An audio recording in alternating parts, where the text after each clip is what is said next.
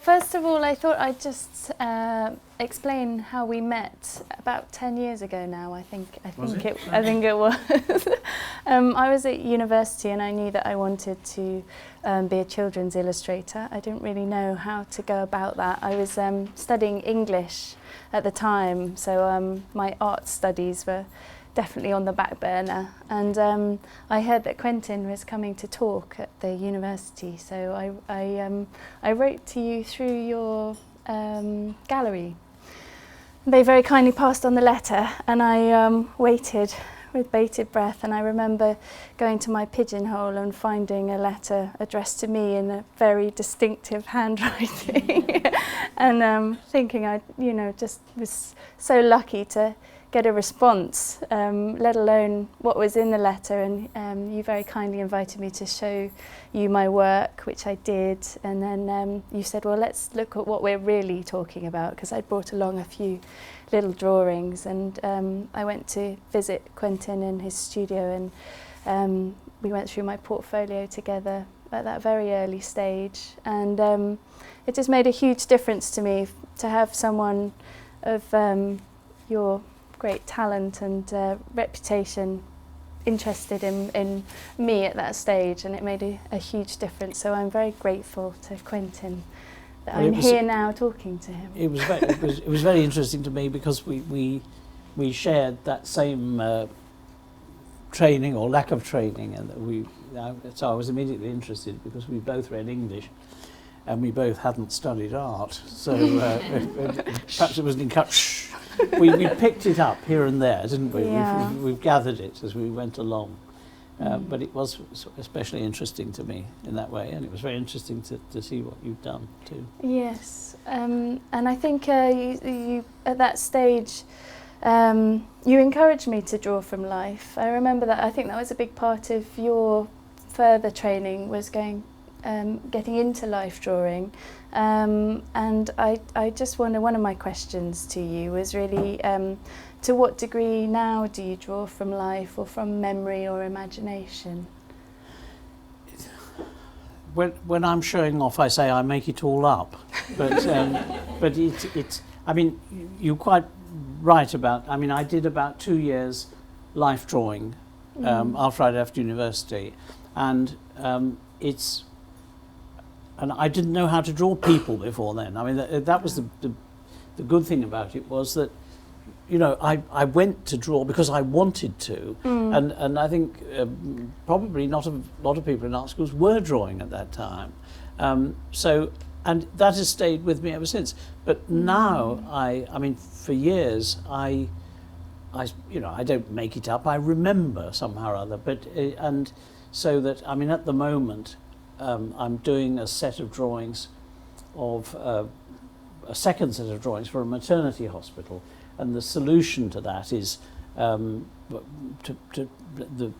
drawings actually go in the room where you give birth, sort of thing. So it's trying to celebrate what's happening, although it might not. That might seem rather strange to the people there at that moment, but. And their mothers and babies swimming about underwater, because babies can't swim. But I don't do. I mean, that is life drawing that I did 50 years ago, 45 years ago, something like that. So I just remember that. Quite a phenomenal memory. Do you feel you have a very visual memory? Is it sort of? I don't not know. necessarily It's funny how it works. photographic, I can remember it when I'm drawing it. If you see what I mean, Right. you sort of. It's a kind of. I think it's a kind of mime, and I think everybody, I think all artists do it in different ways. I mean, some people, need to work from what is in front of them, but I think that element of identification happens, however you do it. Right? That comes through in your clown book, the element of mime and the idea of illustration being a kind of mime. I started to write that book when I had the idea of it. No, I thought, this is mad, I'll mime it, And it's rather difficult with such a small figure because you can't get all quite all the activities. But he's more ragdolly, like. Yes, that's right. That's nice, yes. the way. What work are you most happy with or proud of, and why? seem to have a lot to choose from. I it's hard to say, really. I don't know. I mean, I it's like a sort of, I mean, there are a lot of books, and it's kind of like a sort of range of hills, and some are a little bit taller than others, kind of thing, you know. But I mean, I was pleased to, when I started illustrating Dahl, I didn't know that was going to go on, you know, and we sort of managed to make it work. I mean, we liked it, and so I suppose I'm, in retrospect, pleased that I managed to keep that going and keep up with him in a sense, because one of the things that was gratifying, well, many things are gratifying, but one was that he wanted pictures, you know, which I didn't know that to begin with, you know, not all authors do. He wanted pictures in the books. And the other thing was that you didn't know what the next book was going to be, and it probably wasn't the same. And that, you know, was a stimulus. I worked out I was Matilda's age at the time Matilda came out, and I remember waiting for it, knowing that he was about to, that you both were about to do another book, and feeling like, you know, it was just written for young girls of my age. It felt very personal. It was extraordinary how he was able to do that, I think. But he never told me what he was doing, incidentally. I mean, he would say, I mean, I just saw it when it was finished, really, you know, which is fascinating, you know, to get that typescript. And he'd only say, he might say, "Oh, you will have some fun with this one," you know, with that. And then perhaps he'd say, "Oh, you will have trouble with this one." Was he right? Well, yes, actually, I mean, the thing about doing books like that is that the trouble is fun. I mean, that's what it is. I mean, you know, if the difficulties are what are interesting, really, you know, or part of what is interesting, I think, you know. So I'm very pleased about that, keeping going.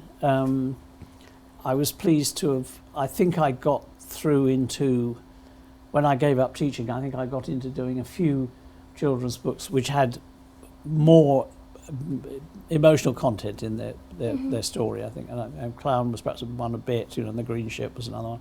And two or three of those which, I mean, I like doing books which are entertainment from beginning to end, you know, and the latest one, which is Angelica's Sprockets Pockets, is, you know, I mean, that is pure, and well, I hope it's entertainment, you know, but I mean, there's no moral message. But to be able to produce a story which works like a short story or like a very, very, very short novel, you know, kind of is interesting, I think. Yes, to keep the form to it's quite a short form, isn't it? But it's I don't know. Do you often work to 32 pages? Is that the or does yes, we like 32 pages. 32 well, we like it most of the time. We were talking about it. Sometimes we would like more. Yes. Sometimes we would like more. 48, 62. Yes. And people often ask you about your collaboration with Roald Dahl, which is obviously very central to your career. But have there been other collaborations that you've particularly enjoyed and have been important to you for different reasons? Yes, I mean, I've been very fortunate in that I started collaborating with John Yeoman, whom I've worked with ever since, and his sense of humour. He has a visual sense of humour, and it's, you know, if you read the script for a picture book, you immediately know whether it's going to work, and he can see the pictures, and very happy relationship with Michael Rosen, and did those books about, you know, what it's like to be a boy, you know, and that is nice because it calls for a different sort of, there's a more element of reality in it, so you're drawing it as though you could remember being at school, as it were, and then being asked to do Michael Rosen's sad book was particularly touching, and I mean, one feels embarrassed to say it about a book like that, but it's interesting, you know. I mean, it's and also you were working in an illustrative style, but you got such a good likeness. I felt not only of him as visually, but in his manner and in his posture. Well, I had the advantage that I knew him. You know, I knew him quite well. I also had the advantage, which is very strange, that I didn't know Eddie, who was the his son who died, and I'd drawn him. I mean, what was very moving to me was I'd drawn him when he was 4 years old. I'd never met him. I just drew him as I imagined him. And so it was very strange to be doing this. What was Michael's relationship to the way you were drawing Eddie? Did he feel that you'd captured him, or it wasn't him you were capturing? It was no, it wasn't him I was capturing. Really, I think. Yeah. Do you feel that anyone can draw, or is it possible to teach drawing? Yes and no. You can encourage, I think. I think, I mean, I've been very much involved in something called the Campaign for Drawing, and we do the big draw, and everybody draws. And what was interesting to me about that is, I mean, it goes on, and we're going to do it again this year. Was interesting to me about that was that it was announced as was to encourage people to draw. Actually, you don't have to encourage them to draw. You just say you're allowed to draw. And so anybody can draw, but well, actually, I was going to say as people can sing, but I can't sing, so I have to say probably there are people who can't draw, but as I can't sing, but you don't. I think what's interesting about it is I think you don't have. We're not quite sure what drawing well is, and I think that's the problem that. Young people of 12 or 13 or whatever it is, when they become self-conscious and they can almost see that accurate, switch go, yes, they see what accurate drawing is. Yeah. Whereas I think if you actually draw and accept the fact that you feel it's not a very good drawing, later on, if you go and look at it, you will find that you have drawn something that was there. I think I think very young children have an interesting way of drawing concepts that we're perhaps taught out of, partly actively at school, but also just through a tradition of seeing certain types of art in our culture. And I remember a child doing a drawing of me on a thank you card, and I'd done an event in a tent, and they'd drawn me about 3 times the height of the tent, and then the tent, and then inside the door of the curtains were parted, they'd drawn the circus tent from above, with lots of children sat on rows. So everything about this image was, out of scale, out of perspective, from very different viewpoints. And I went to see the Indian Moguls exhibition. There's the thing on at the Ashmolean, and I could see, and sometimes you see it in medieval art as well, just different viewpoints. And I think it's a shame to lose that, really. I think some teaching is detrimental. I think there's a real charm to the way very young children draw. And those things, I mean, the importance that you say that they're given to them, they have a meaning. That bit was more important. Yes. Saints get bigger than other people. Clearly. Do you recognise yourself in your characters or in any of them? I don't recognise myself, no, but other people do. Those are your elbows, they say. Right? Those distinctive elbows. But other people do get it. But I've never based anybody on somebody I knew. But after I've drawn them, sometimes I realise there was a bit of so and so, a bit of my brother in it or something, like that. Yeah. Or there's and such other friends, that I call on for. If they're well, I mean, actually, if I don't know, Angel Pavement. Those are 2 of my greatest friends. One is Emma Chichester Clark, and one is Linda Kitson. And they're both artists and illustrators. But of course, they're not that age anymore, But the aspects of their personality appear there. Right. But that's the only time I've done it on purpose, and that was to tease them, really. They took it well, did they? They took it awfully well, yes. Do you think children's picture books serve a particular purpose? And if so, what would that be? How long have we got? I know, shall we? Probably about the last question. Shall I do a different question?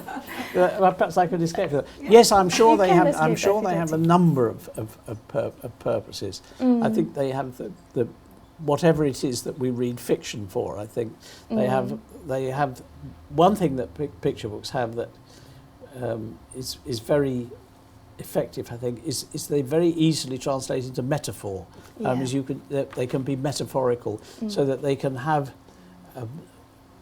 I mean, it sounds too important if I say a moral content, you know, but I mean an emotional content anyway, which is, I mean, it's why everybody's doing. I mean, you know, why people do books in which children are represented by animals. You know, I mean, it enables you to talk about things which you might not otherwise. And to bring your own image generation into text when you don't have the pictures, I suppose. Yeah. Can I ask you a question? You can. No, we both read English. Was that a help or not? How did you feel about it afterwards? I felt that it was very difficult to get back into art. I felt that you never really get back those years of intensive training in whatever other field it is, but then you can never regret the training you've had, and I absolutely loved reading, and I do think it enriches drawing. I think it's what you say, it is to do with metaphor and image. I think it's to do with form, sort of being able to see the shape of something and the journey that you're taking or trying to take someone on. And I think it's to do with just going very deep into your imagination and into the moods that inspire you to create. I still find myself reading if I can't think what to do or draw. You know, I think that's a fruitful, very fruitful resource. Yeah. How about you? How do you feel? Well, about I feel that? much the same. I mean, I have said, you know, I didn't have any art education because I did have it. I had much the same art education as everybody else. But I mean, because I did life drawing and I talked to people and I had conversations with people which were effectively tutorials, but it took me rather a long time to accumulate. I'm only getting the benefit of it now, really.